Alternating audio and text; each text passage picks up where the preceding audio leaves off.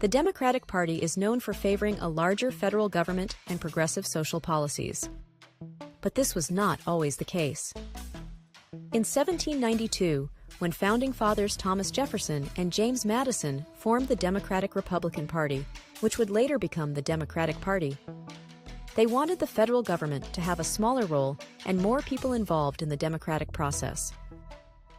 In 1829, President Andrew Jackson expanded on those principles. He wanted the federal government to further shrink and championed enlarging the electorate from landowners to white men of all socioeconomic classes. Black men would not earn the right to vote for 41 years with the passage of the 15th Amendment. Women would not gain the vote for 91 years with the passage of the 19th Amendment. And the Voting Rights Act that removed obstacles to black voters would not be passed for 136 years. Jackson's successful presidential campaign was the origin of the Democratic Party symbol, the donkey. His opponents called him a jackass, a mascot that his supporters adopted. In 1860, the Democratic Party split geographically during the lead-up to the Civil War. Northern and Southern Democrats disagreed over slavery and preserving the Union. When the South lost the Civil War in 1865, the Democratic Party lost its national prominence for several generations, while the Republican Party of President Abraham Lincoln dominated the political landscape. By 1912, when the first Southern Democrat since the end of the Civil War was elected president, the party became more progressive. President Woodrow Wilson strengthened federal labor laws and championed the right for women to vote, which was ratified in 1920.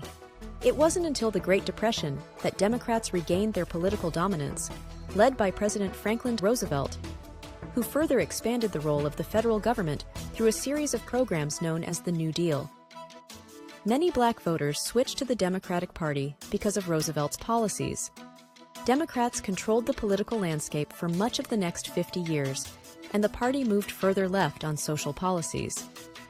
In the mid-1960s, President Lyndon Johnson passed civil rights legislation, as well as large government social programs, which alienated white Southern Democratic voters, many of whom joined the Republican Party.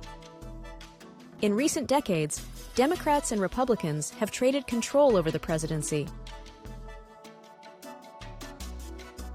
President Barack Obama, the first black president, expanded the government's role in healthcare with his signature Affordable Care Act, also known as Obamacare.